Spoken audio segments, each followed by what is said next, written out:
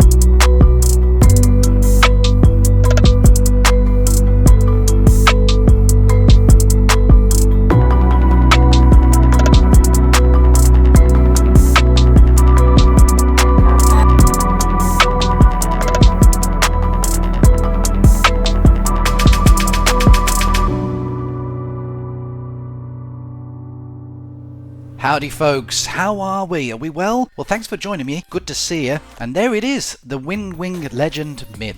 At the end of the day, you want one, don't you? So what is there to discuss? Thanks for watching. Although, I suppose I do feel duty-bound to give you just a few little pointers here and there. A little heads up, if you like. Spoiler alert though, yes, this is awesome, but not flawless. And if you want to be nitpicking, there are a few things that I do need to point out. But on the whole, it is a great bit of kit. Problems really lie with the software, and it needs work. But we'll get to that in a bit. I'm going to go through a few things here. It's not a full-on heavy-duty tutorial going over every minute detail. There's plenty of setup tutorials already out there. This is more of a general overview and first impressions from my perspective. I actually saw some of these videos well before I even got my hands on one of these things, and it seems that many of them struggled with a few issues that are still broken today in 2025. But you'll be pleased to know I have an easy solution to some of these issues. But we'll cover that a little bit later on. Okay, let's get started then. Right. Oh, by the way, do you like my mug? I can explain it to you, but I can't understand it for you. Like it. And yes, when it arrived, the box is in tatters, forgive that. But yeah, inside, lots of boxes. And I thought, what the hell? Where do I start? I had the sense to keep all the components in the right boxes, despite the fact I pulled a few out there, but I quickly put them back into their boxes in fear of losing which components went with what, and then just tackled each one individually. Which brings me to the first bit that I came to, which was the F18 UFC, or Upfront Control Panel. And here it is on the desk. Quite light, plastic, solid though, some buttons at the top, and some USBs at the back.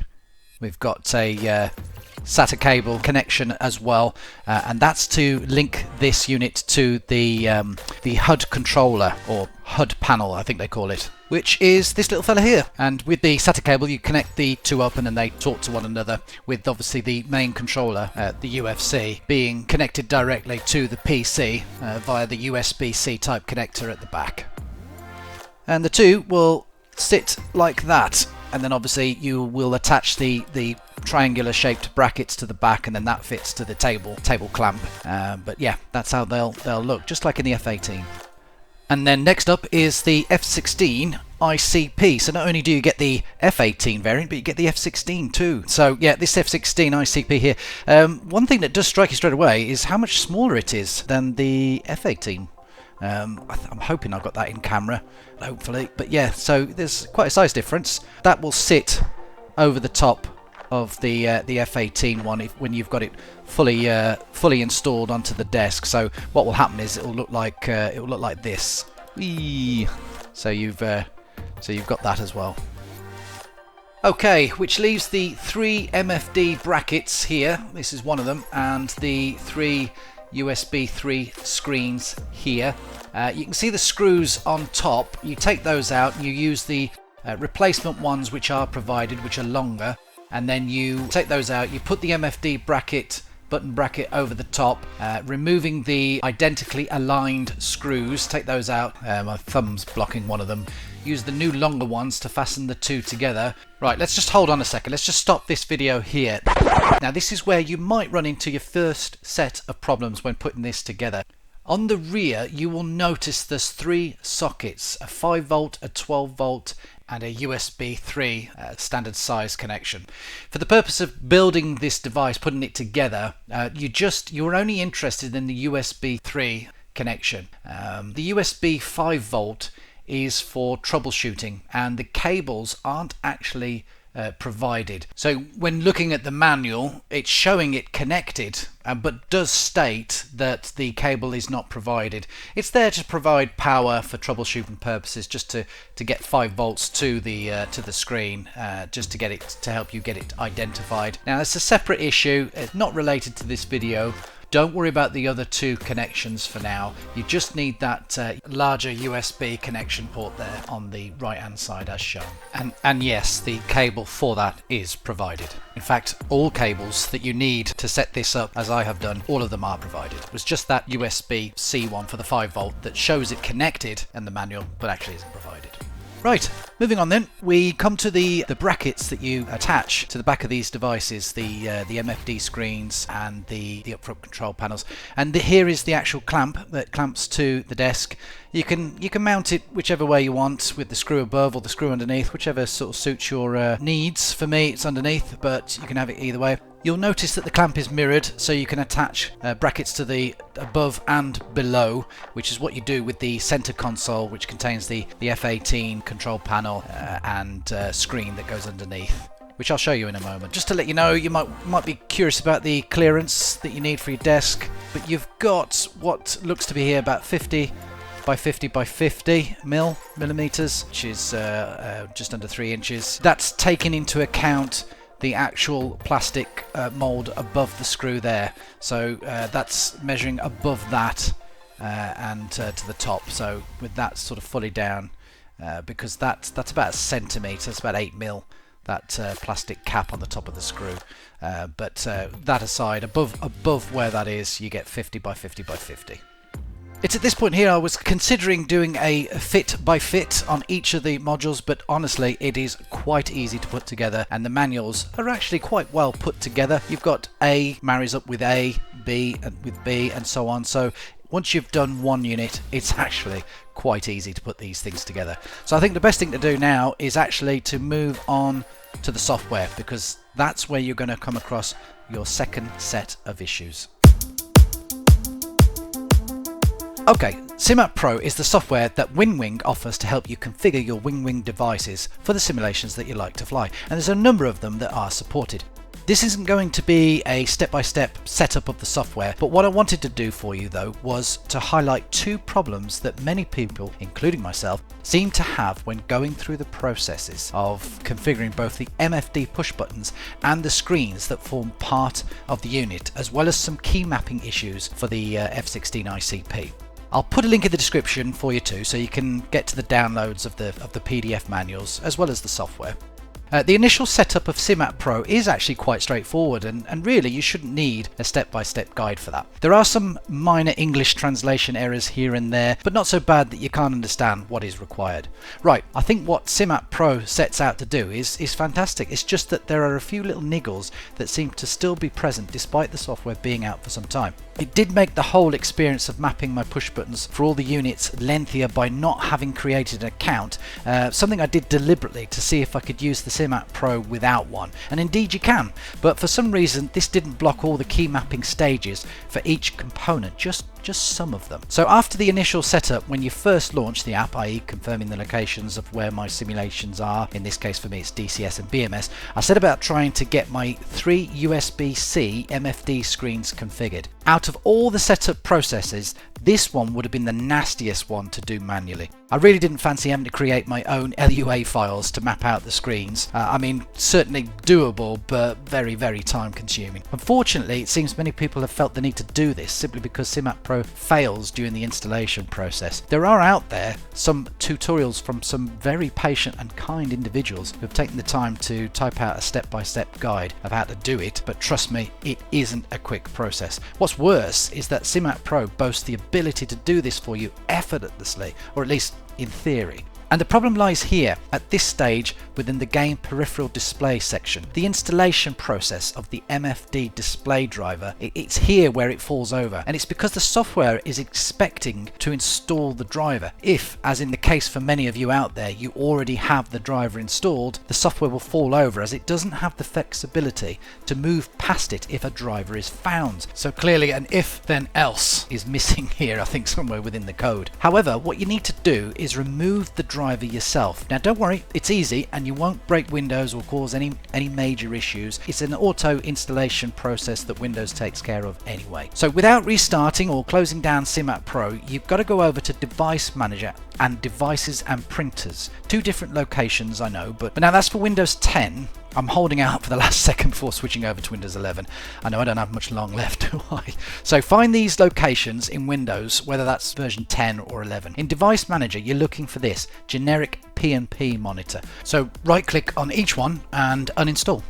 Once you've done that, head over to the Devices and Printers. Locate these here. Now your icons might be different, but you're looking for USB_monitor.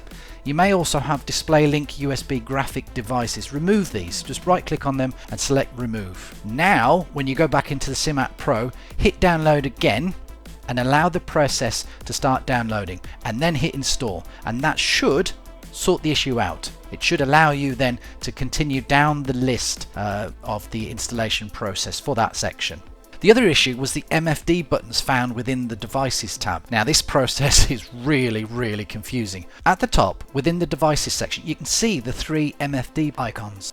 Great. You select one and go into the submenu here. Now it states the currently selected MFD, and it's showing that it's the middle one, highlighted here in green. So you reach down to the middle MFD, push the buttons, only to find they don't work. So instinctively I reached out to the right MFD to push its buttons to see if they were being registered. Realizing they weren't, I went on to the left, pushed those buttons and saw the buttons responding on the screen.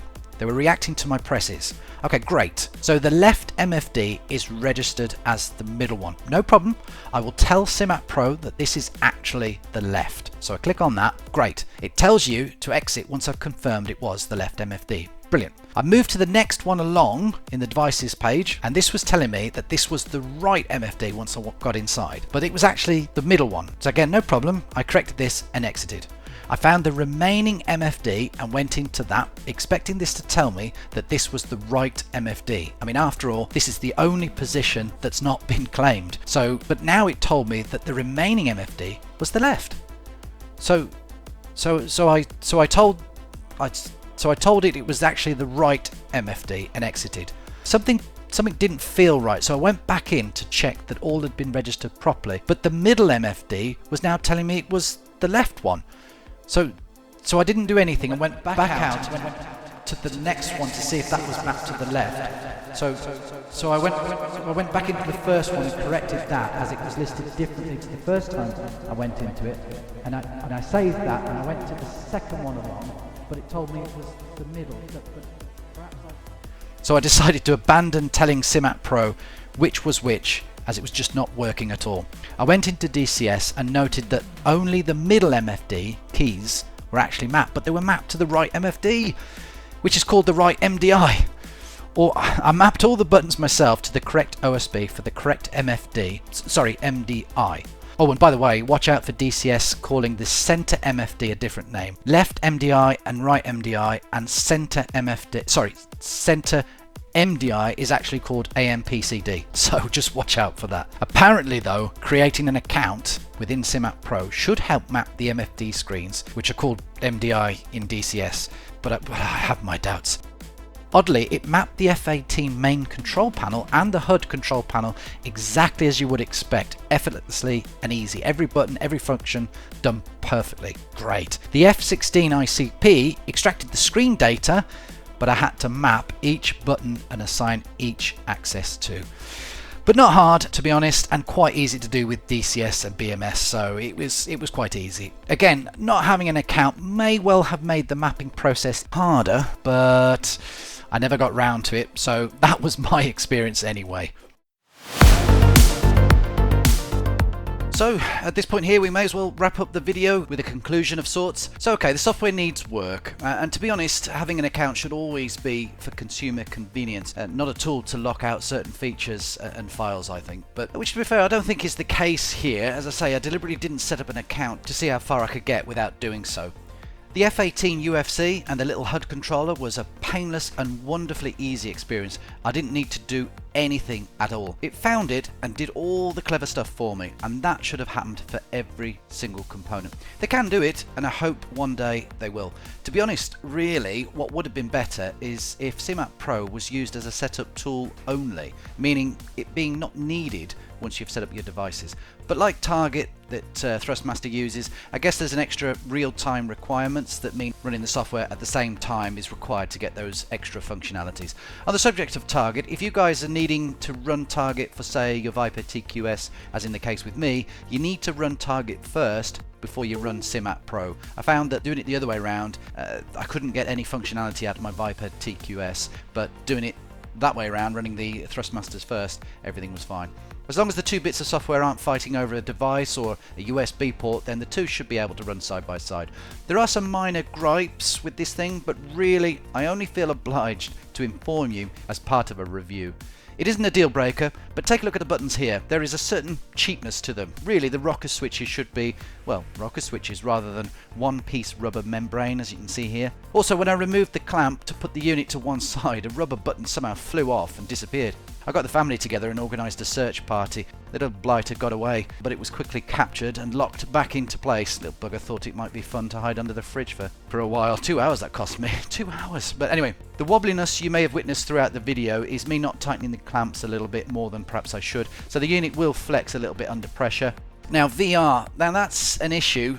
Somebody I think did ask me on the little teaser video I did before. I don't think I will be using VR with this thing. This will be for those quieter cooperative style missions rather than fast-paced action on some of the PvP servers.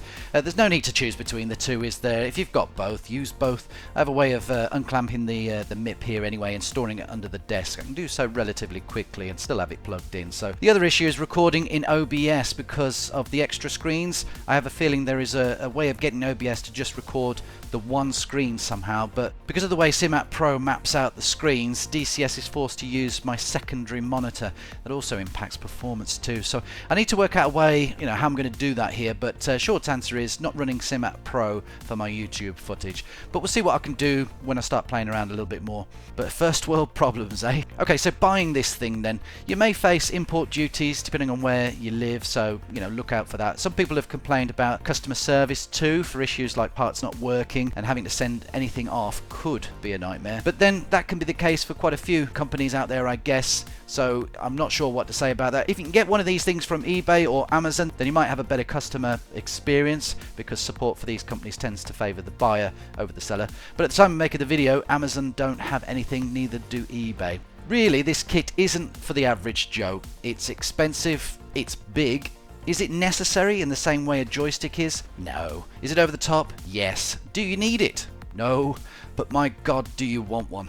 So anyway, thank you everyone for watching. Let me know in the comments your experiences. Always a joy to read them. I do have a buy me a coffee as well if you want to support the channel. But that's it until next time. So take care everyone, and I'll see you later. Bye bye.